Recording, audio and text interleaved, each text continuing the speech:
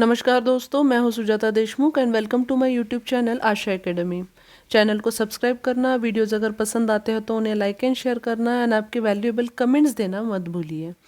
इस वीडियो में हम देखने वाले हैं एसवाई बीकॉम सेमेस्टर सेकेंड के elements of company law subject के सीरीज़, जिसमें ये फर्स्ट सीरीज़ है जो मैनेजमेंट ऑफ कंपनी, ये चैप्टर पे बेस्ड एमसीक्यूज हम उसमें डिस्कस करने वाले हैं। चारों भी सीरीज़ कंपनी लॉ के अवेलेबल है सेमेस्टर सेकेंड की, तो आप मेरे चैनल के प्लेलिस्ट में जाके कंपनी लॉ ये प्लेलिस्ट ऑन करके, वरना क्लिक करके उसमें ये सारे चैप्टर्स उसमें एमसीक्यूज बेस्ड क्वेश्चंस उसके देख सकते हो। तो चलिए शुरुआत करते हैं with the first question. Dash are collectively called as a board of directors. So जब सारे डायरेक्टर्स जो है वो उनको मिला के मैं उनको बोर्ड ऑफ डायरेक्टर्स कहती हूँ, तो बी ऑप्शन करेक्ट है। Next one, the directors have dash legal position in the eyes of law. तो director can be an agent, director can be the trustee, director can be the MD also. So all given options are correct here. Next one, dash are the professional persons selected to manage the affairs of the company for the benefit of shareholders and themselves. तो share holder तो real owner है, लेकिन वो business manage नहीं कर सकते क्योंकि वो बहुत नंबर में हो सकते हैं। तो इसीलिए बिजनेस एडमिनिस्ट्रेशन करने के लिए हम बोर्ड ऑफ डायरेक्टर्स को अपॉइंट करते हैं। सो डायरेक्टर्स एक प्रोफेशनल इंडिविजुअल है, तो उनके अपॉइंटमेंट के बाद उनको भी रेम्यूनरेशन मिलता है और कंपनी को भी फ़ायदा होता है। तो यहाँ पे ए ऑप्शन मेरा करेक्ट है। Next one, directors must be an dash. तो डायरेक्टर कौन हो सकता है? तो डायरेक्टर मैं किसी इंडिविजुअल को ही बना सकती हूँ, दूसरे किसी फर्म को, एसोसिएशन को, वरना किसी बॉडी कॉरपोरेट को मैं डायरेक्टर बोल के अपॉइंट नहीं कर सकती। तो यहाँ पे डी ऑप्शन मेरा करेक्ट है। Next, in case of one person company, the minimum number of directors is 1. Private company, the minimum number of directors is 2. And the public company dash directors are required. तो कम से कम कितने रहने चाहिए? तो 1 person company है तो 1, public limited, private limited है तो 2, और पब्लिक लिमिटेड कंपनी है तो कम से कम 3 डायरेक्टर्स वहाँ पे अपॉइंट करने ही चाहिए। Next, the maximum number of directors which any company have is restricted to. तो ज़्यादा से ज़्यादा एक कंपनी में कितने डायरेक्टर रह सकते हैं? तो वो है 15। अगर एडिशनल डायरेक्टर वरना दूसरा डायरेक्टर अपॉइंट करना है तो उसके लिए स्पेशल परमिशन, रिजोल्यूशन वगैरह की ज़रूरत पड़ती है। Next one, Dash director is a director who stays in India for the total period of not less than 182 days during the financial year. अगर वो पिछले साल में पूरे 365 दिन रहते हैं तो उसमें 182 डेज से ज़्यादा अगर वो रहा है इंडिया में, तो उस डायरेक्टर को हम उसे रेसिडेंट ऑफ इंडिया कहते हैं, वरना रेसिडेंट डायरेक्टर कह सकते हैं। Next, the company must have at least 1 women director when it's a dash. So कौन सी कंपनी में वुमेन डायरेक्टर कंपलसरी रहनी चाहिए? 2013 में दिया गया है ये कंपल्शन। तो अगर मेरी कंपनी लिस्टेड कंपनी है जिसका पेड अप कैपिटल 100 करोड़ वरना उससे ज़्यादा है, वरना टर्नओवर मतलब जिसका सेल्स 300 करोड़ वरना उससे ज़्यादा है, तो ये तीनों भी कंडीशन जो कोई भी कंपनी फुलफिल करती है तो उसमें एटलीस्ट 1 वुमेन और 1 director should be the women director. Next one, every listed company shall have at least dash of its total director as an independent director. तो independent director मतलब डायरेक्टली वो company के execution से, daily matter से वो related नहीं है, company के मैटर से वो उसकी डिसीजन पूरे तरह से इंडिपेंडेंट है, मतलब कंपनी में जो भी मैटर है वो थर्ड पर्सन बोल के देख सकता है उसे। शॉर्ट में अगर मैं बोलना चाहूँ तो लिस्टेड कंपनी में कम से कम 1/3 of the director should be the independent director, मतलब जिनका कुछ भी डायरेक्टली कंपनी से अटैच नहीं है।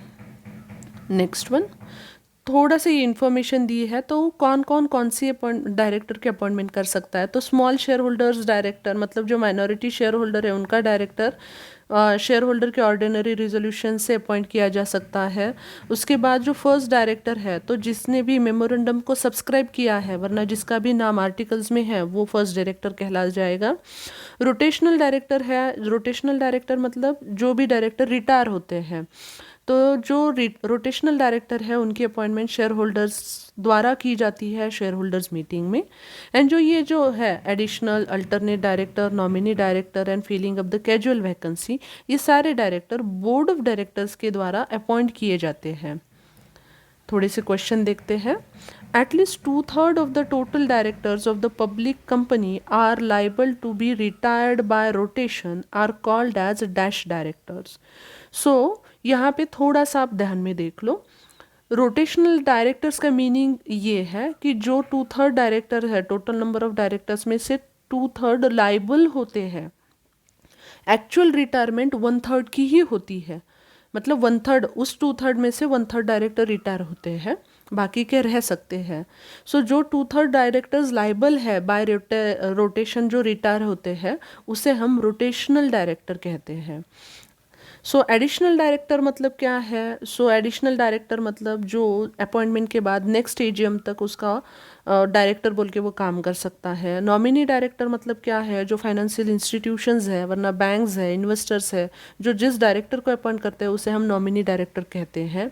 And filling up the casual vacancy मतलब किसी एक डायरेक्टर ने उसके पीरियड के पहले, मतलब उसका जो रिटायरमेंट पीरियड है उससे पहले ही वो उसने ऑफिस वैकेंट किया.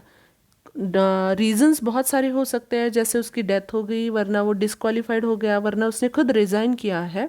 तो उस जगह पे उस पीरियड के लिए फील करने के लिए जो भी डायरेक्टर अपॉइंट किया जाता है उसे हम फीलिंग अप कैजुअल वैकेंसी कहते हैं.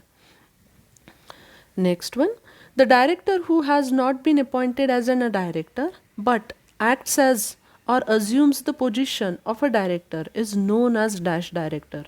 तो वो एक्चुअली डायरेक्टर नहीं है, लेकिन वो उस पोजीशन में काम करता है, डायरेक्टर बोल के काम करता है, तो उसे डेफैक्टो डायरेक्टर हम कहते हैं. Next, dash director means a person under whose advice और इंस्ट्रक्शन और direction the board of director act but not approved in the professional capacity. मतलब बोर्ड ऑफ डायरेक्टर्स उसके कहने पे डिसीजन लेते हैं, he is not actually having that power, लेकिन उसका एक्सपर्टाइज वरना उसका एक्सपीरियंस उतना हो सकता है कि बोर्ड ऑफ डायरेक्टर उस पर डिसीजन ली, तो उसे हम डीम्ड डायरेक्टर कहते हैं. Next one, dash is not appointed as a director of a company but the board generally act on his direction.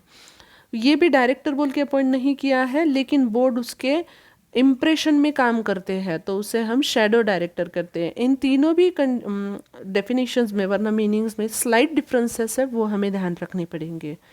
Next one, directors disqualify कब हो सकता है? तो अगर वो अनसाउंड माइंड है, वरना वो इंसॉल्वेंट है, वरना इंसॉल्वेंट की केस चल रही है, वरना वो ट्रिब्यूनल ने वरना कोर्ट ने उसे डिस्क्वालीफाइड किया है, वरना जिसके कंपनी के जितने भी शेयर्स है वो फुल्ली पेड अप उसने नहीं किए हैं, तो he can not become a director, वरना वो उस पोजीशन से डिस्क्वालीफाई होता है. Next question, board can contribute to any bona fide charitable fund up to dash of average net profit of last 3 financial year. तो चैरिटेबल फंड में board of directors without the permission of shareholders कितना दे सकते हैं? तो वो है मेरा 5%. पिछले 3 सालों के एवरेज नेट प्रॉफिट के एवरेज निकाल के उसके 5% वो दे सकते हैं. Next, corporate social responsibility committee of a board of directors constituting of dash और more directors out of which one director should be the independent director. तो सिंपल में आप ले लो, कॉर्पोरेट सोशल रिस्पॉन्सिबिलिटी कमेटी ये बोर्ड ऑफ डायरेक्टर्स की होती है, जिसमें बोर्ड इन्वॉल्व रहने चाहिए. तो वो कम से कम उसमें 3 बोर्ड ऑफ डायरेक्टर्स रहने चाहिए, ज़्यादा से ज़्यादा डिसाइड कर सकते हैं, जिसमें 1 director should be the independent director. Next one, dash is a deal or arrangement made between 2 parties who are joined by pre-existing relationship. Pre-existing मतलब वो पहले ही ऑलरेडी एक दूसरे को जानते हैं और फिर उन्होंने और एक डील और अरेंज वरना एग्रीमेंट में वो एंटर हुए हैं, तो हम उसे रिलेटेड पार्टी ट्रांजेक्शन कहते हैं. उसका बेस्ट एग्जांपल है, मैं किसी कंपनी के डायरेक्टर हूँ और मैंने किसी मेरे रिलेटिव के कंपनी के साथ टाई अप किया है वरना डील की है, तो उसे मैं रिलेटेड पार्टी ट्रांजेक्शन कह सकती हूँ. Related party transaction is valid by law, लेकिन it should be disclosed by the director. मुझे बताना होगा कि ये रिलेटेड पार्टी ट्रांजेक्शन है, ये मेरे जान पहचान के है, वरना हम में ये प्री एग्जिस्टिंग रिलेशन ऑलरेडी ये है. Next one, If the director fails to lay the financial statement at the annual general meeting, then the penalty is imprisonment up to -years. तो 1 साल की जेल हो सकती है. डायरेक्टर्स के लाइबिलिटी में अगर उन्होंने प्रॉस्पेक्टस में कुछ गलत लिखा है तो उसके लिए भी जेल एंड लाइबिलिटीज़ है. अगर उन्होंने फ्रॉड किया है तो उसके लिए भी जेल्स एंड लाइबिलिटीज़ है. Next, the remuneration payable to the director in the profit-making company is dash of the net profit, and for more than one director it should not be more than 10%. अगर director है और उसे remuneration profit making company में profit पे base दिया जा रहा है तो वो कभी भी 5% से ज़्यादा नेट प्रॉफिट से नहीं रहना चाहिए. और अगर एक से ज़्यादा डायरेक्टर है तो वो ज़्यादा से ज़्यादा 10% पूरे नेट प्रॉफिट के रहना चाहिए. तो लाइबिलिटी में मैंने अभी कहा है प्रॉस्पेक्टस में अगर उन्होंने किया है, वरना अल्ट्रा वायरस मतलब कंपनी का जो स्कोप है, कंपनी के जो ऑब्जेक्टिव है उसके खिलाफ, वरना उसके बाहर जाके अगर उन्होंने कुछ किया है तो थर्ड पार्टी का जो भी क्लेम है वो पूरा कंपनी डायरेक्टर से ले सकती है.